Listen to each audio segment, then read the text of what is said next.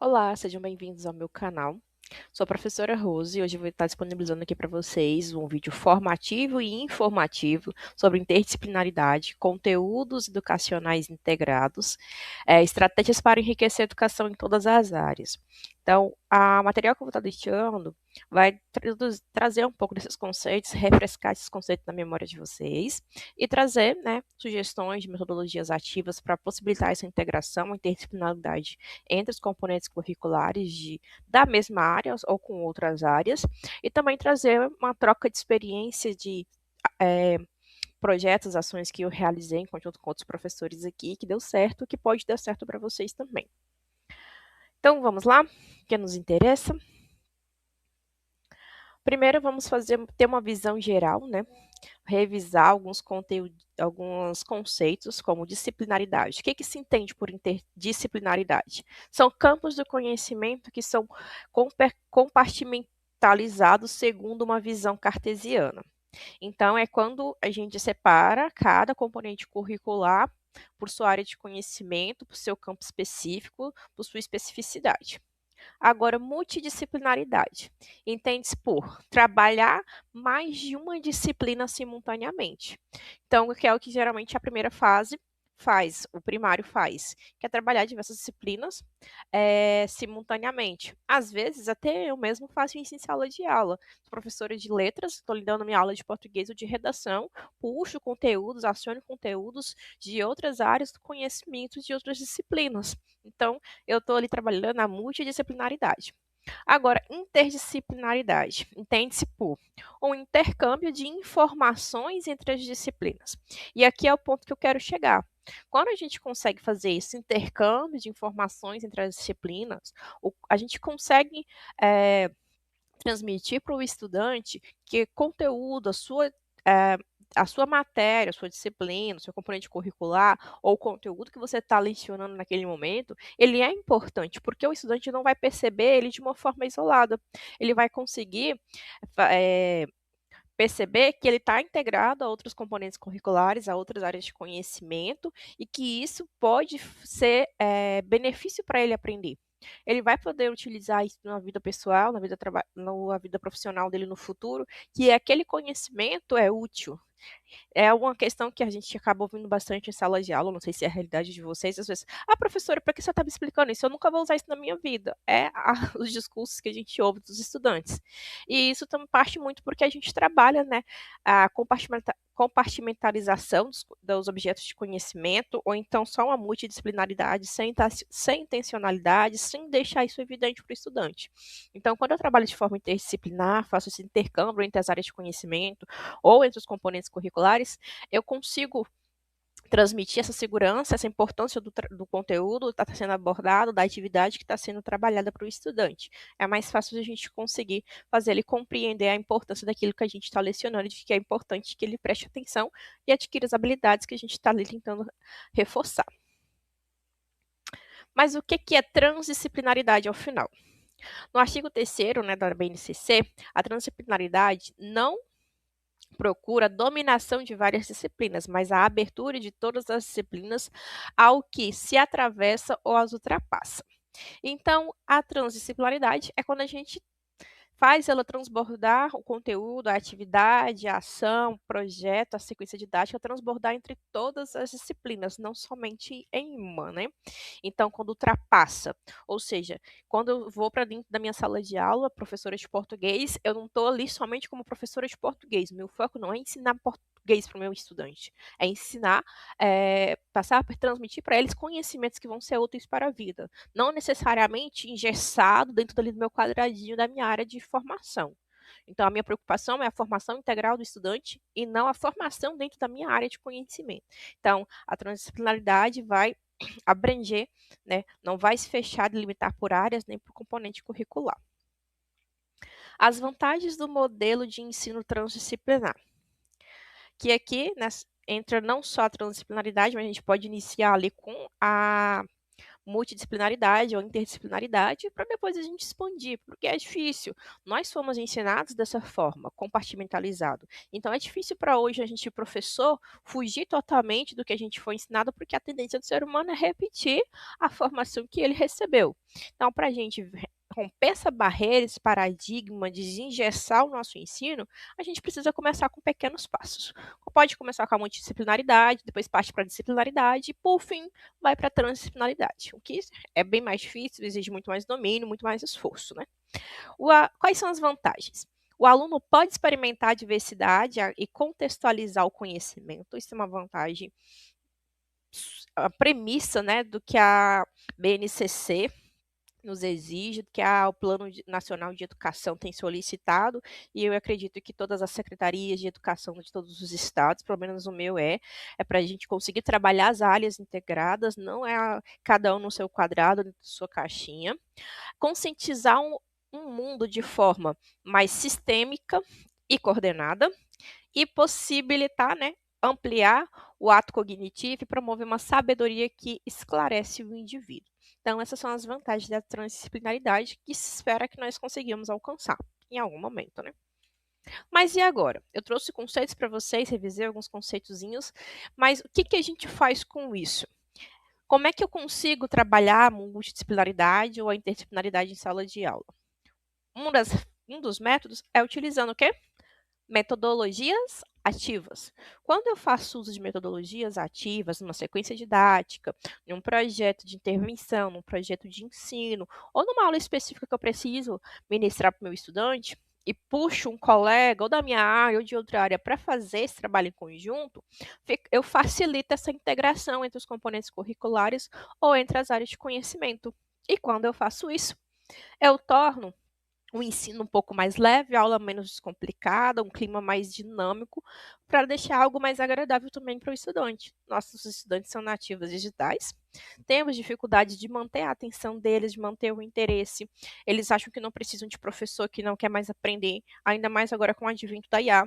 O estudante, ele não tem mais pensamento crítico, não tem mais autonomia, ele só vai lá no chat GPT, que é IA mais da vida, e busca a resposta da sua atividade, da sua pesquisa, faz lá sua produção lá no chat GPT e te entrega, descaradamente sem ler o que pesquisou lá. Às vezes vem com tags, vem com hiperlinks, até com a última mensagenzinha de aviso lá, de alerta que a IA dá que ela pode cometer erros e o estudante tem que ler, mas até isso vem. Então, buscando, né, também deixar nosso ensino inovador, eu acho que as metodologias ativas é uma boa aposta. Eu, pelo menos, tenho apostado e tenho tido bons resultados. Vou apresentar aqui algumas para vocês, inclusive são umas são metodologias que eu foquei, né, o meu aprimoramento e alinhamento delas em sala de aula desde o ano passado para cá. Eu já conhecia, mas aplicar com uma intencionalidade, com um realinhamento à minha prática pedagógica somente do ano passado para cá. Isso já me rendeu os bons frutos em sala de aula, melhorou a motivação dos meus estudantes, o interesse, até a infrequência de certos alunos. Então, é positivo. Primeira metodologia é a aprendizagem baseada em projetos. O que é a sigla ABP? Ela envolve o quê? Os alunos em projetos complexos e desafiadores que exigem investigação, solução de problemas e tomada de decisões. Isso basicamente, se resume à vida pessoal ou profissional do estudante, que vai ser o quê? Resolver problemas, apresentar soluções. Se a gente consegue trabalhar essa metodologia em sala de aula desde já, a gente está não só ministrando conteúdos da nossa área de conhecimento para o estudante, a gente está desenvolvendo habilidades que são essenciais para a vida dele como ser humano, como pessoa. Porque ele vai aprender desde já a como fragmentar um problema, decompor ele para poder ser resolvido, como se fosse um Sherlock Holmes resolvendo um mistério. Então, falta nos nossos estudantes hoje essas habilidades. E a aprendizagem baseada em projetos permite que o estudante consiga, ali dentro da sua aula, adquirir, desenvolver ou melhorar, aprimorar essas habilidades que vão ser muito úteis no futuro dele. Então, os estudantes trabalham em equipe para desenvolver um produto ou uma solução que responda a uma questão ou um desafio real. Aí, claro, você vai ter que alinhar, vai definir qual é o tema lá, o objeto de conhecimento, é um tema transversal que você, dentro da sua área de conhecimento, que você vai trabalhar essa aprendizagem baseada em projeto, monta lá o que você precisa, uma explicação clara, deixa bem claro para o estudante qual é o método que você está utilizando, o que que precisa alcançar no final daquela atividade, daquele projeto com você. Então, quando a gente trabalha com intencionalidade e a gente deixa isso evidente para o estudante, explicando, discernindo para ele, ele consegue compreender e ele vai comprar a sua proposta, né? Porque é algo diferente, é inovador, dependendo do grupo que ele fica, ou do tipo de atividade que você promova, ou a proposta que você leva, isso motiva ainda mais. Então, é um conjunto de coisas que vai motivar seu estudante. Quais são os benefícios dessa metodologia? Promove habilidade de pensamento crítico e resolução de problemas. Estimula o trabalho em equipe e a colaboração. Conecta o aprendizado à vida real e a experiências práticas. Nada melhor para aprender que com experiências práticas. E se você conseguir fazer isso dentro da sua disciplina, de algum conteúdo que você precisa lecionar, ele vai entender que o que você está ensinando é útil. É útil para resolver problemas, vai ser útil para a vida dele, para o futuro dele. Então, ele vai passar a ter mais interesse por suas aulas, naturalmente. A outra metodologia é a sala de aula invertida.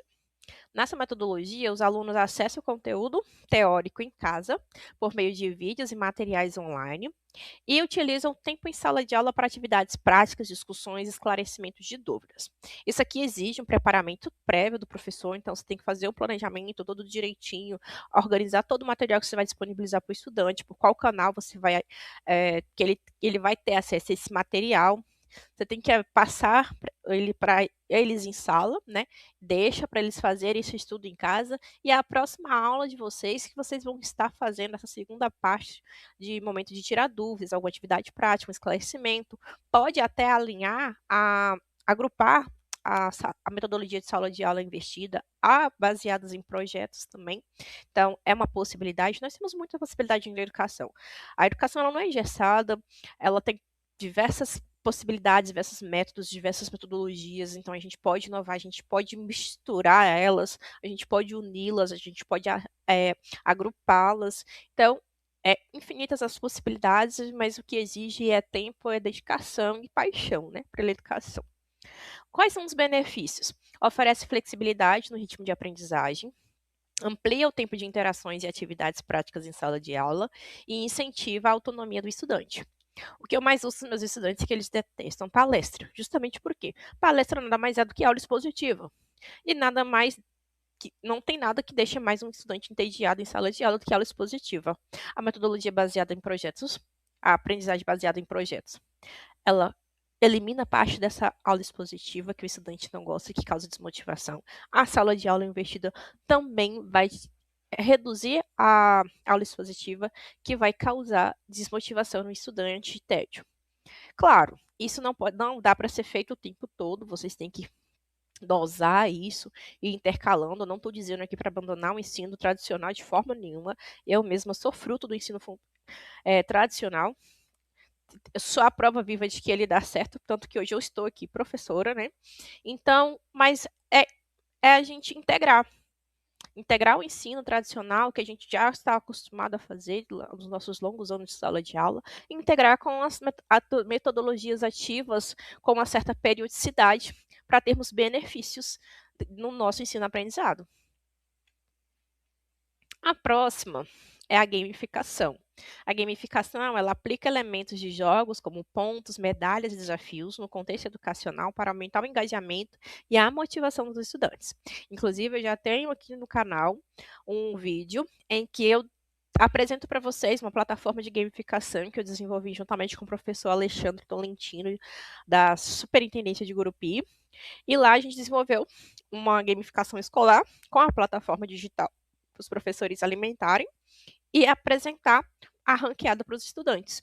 Então, é uma das opções. Mas tem como vocês usar a gamificação de forma desplugada. Não necessariamente precisa de um dispositivo eletrônico, de uma internet. Dá para fazer, tem outras formas. Inclusive, na internet temos diversas opções.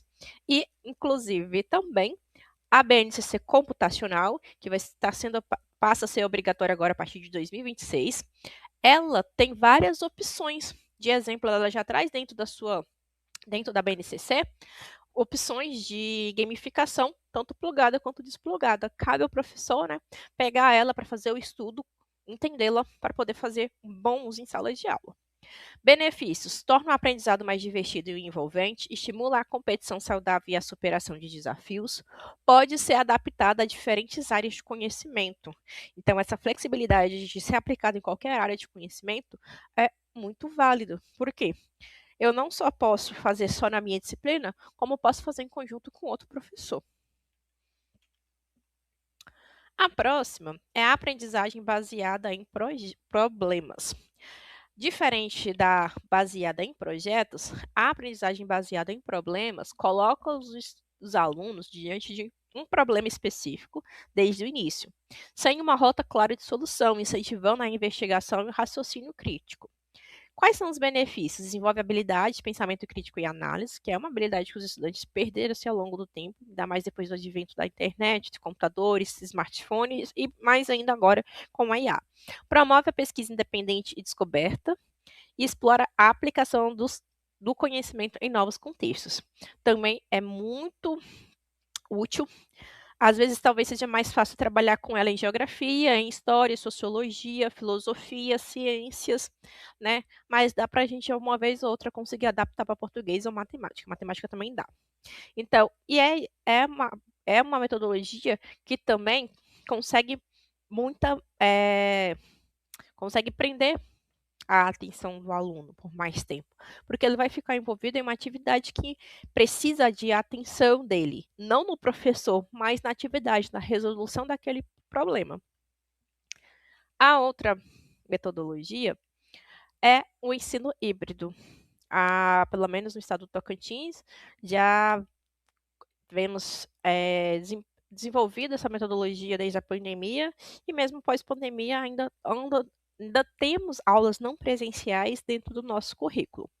Então, ela combina o ensino presencial com o ensino à distância, utilizando plataformas digitais para complementar o aprendizado em sala de aula. E uma ferramenta que pode ser utilizada aqui é o Google Classroom, que é o Google Sala de Aula, uma ferramenta bastante útil para a gente fazer o uso desse ensino híbrido.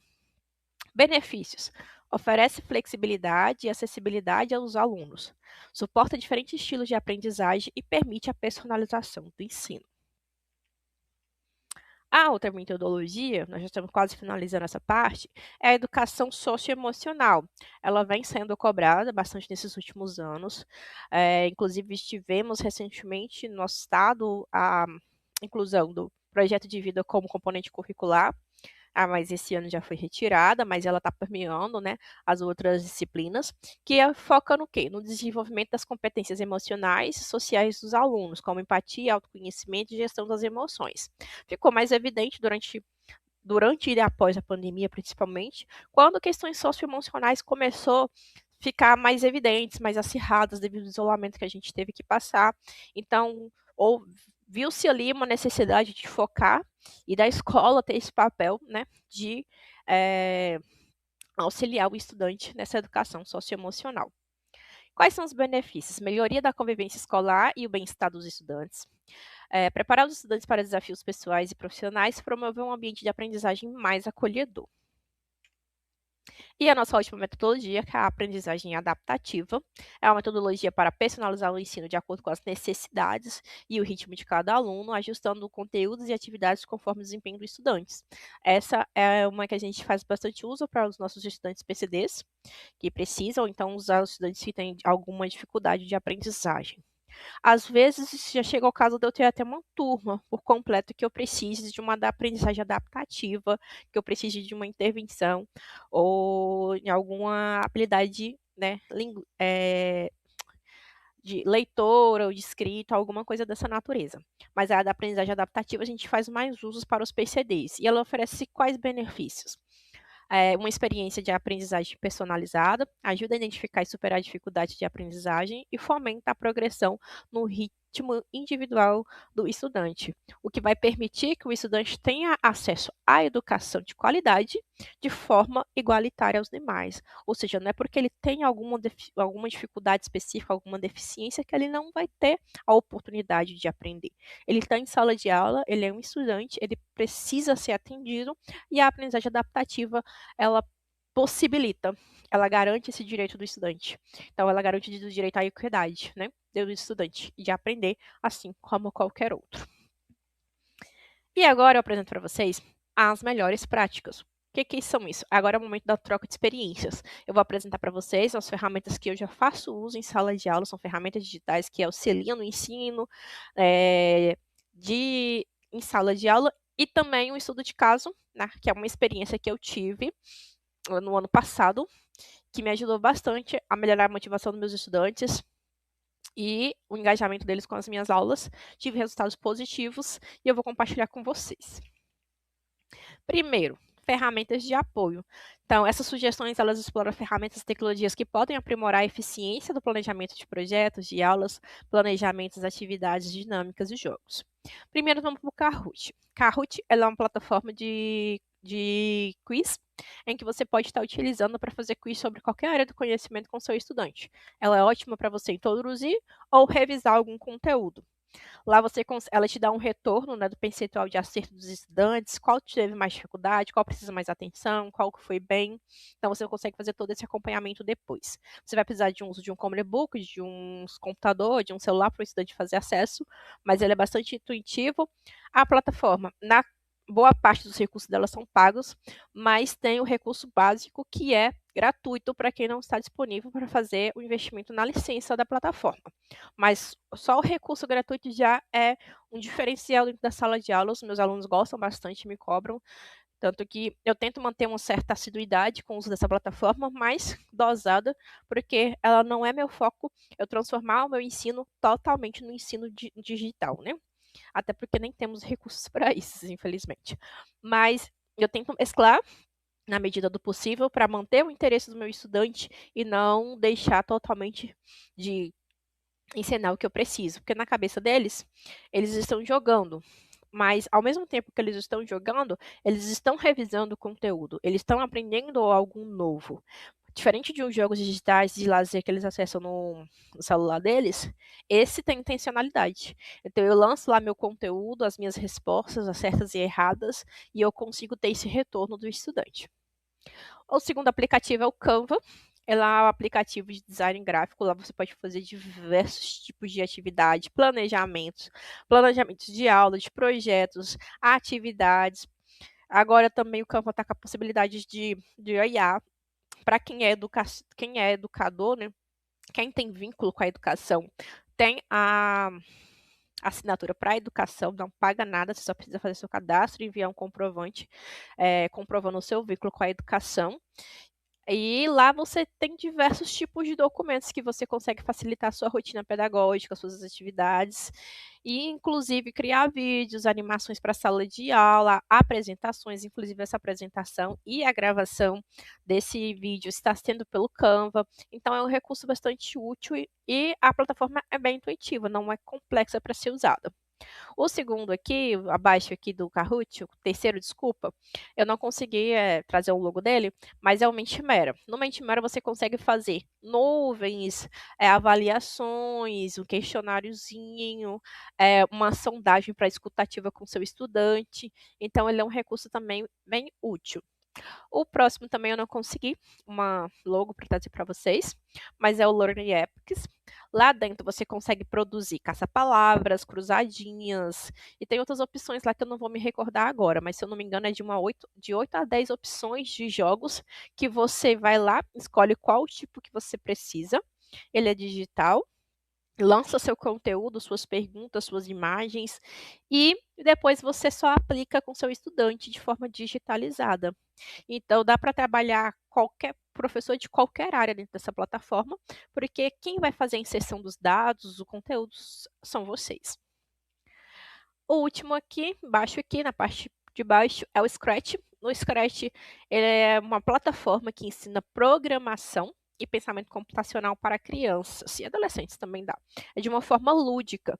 Então, com uma vertente um pouco assim do Roblox e do Minecraft, assim, no sentido de jogos, mas a criança tem que programar, né, dar os comandos ali com com o tutorial que a plataforma tem, de quais são os elementos, personagens, os cenários, quais são os movimentos.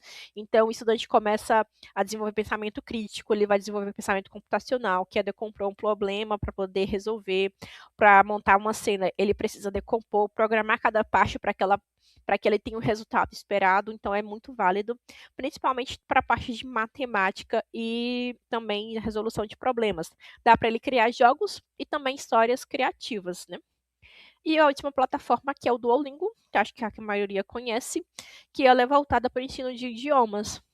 Ele é um aplicativo no estilo de um jogo, em que ele ensina idiomas focado na conversação, né? Não na gramática, mas na conversação, para adquirir a conversação dentro dos idiomas. Tem diversos idiomas, o principal que eu acho que é o mais utilizado é o inglês, né? E eu já utilizei bastante nas minhas aulas.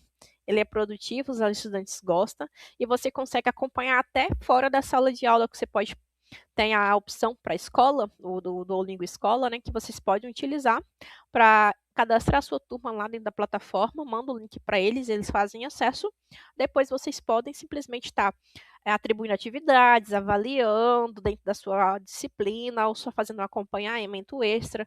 Ele também é muito útil para você utilizar com aqueles estudantes que têm altas habilidades dentro da disciplina de língua inglesa, por exemplo, que às vezes a gente tem mais dificuldade para acompanhar aquele estudante que tem altas habilidades, que a gente tem que dosar um pouco o nosso ensino em sala de aula, porque a gente tem que abranger todos os estudantes de todos os níveis. Então, aquele estudante com altas habilidades dentro da disciplina, vocês podem jogar ele, passar para ele ali, fazer um acompanhamento, porque ele vai continuar desenvolvendo ainda mais as suas habilidades fora da sala de aula, sem nenhuma perca.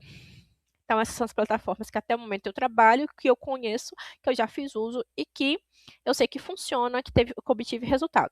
Eu já fiz uma pesquisa, conheci várias outras aqui, mas eu ainda não acessei, não apliquei em sala de aula, mas futuramente eu pretendo estar fazendo uso delas, verificando até que ponto elas são viáveis, elas são produtivas e em um próximo vídeo eu trago outras plataformas para vocês. Agora, um estudo de caso.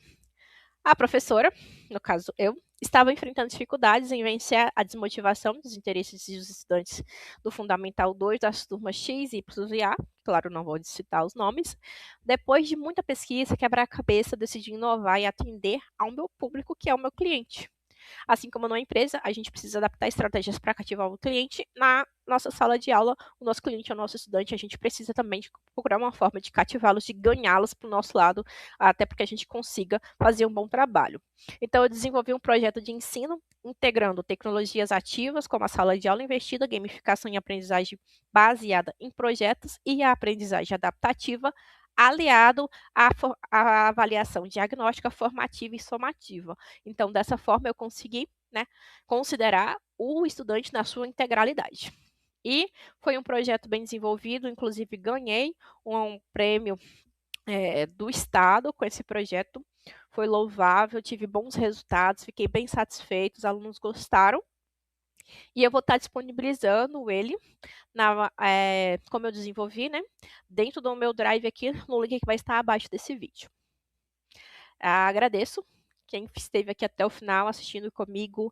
Peço que, por gentileza, siga o meu canal, dê o like, acompanhe. Vou estar publicando novos vídeos para estar compartilhando conhecimentos, experiências e atividades com vocês. Espero que tenham gostado e fiquem à vontade para sugerir temas também. Obrigada.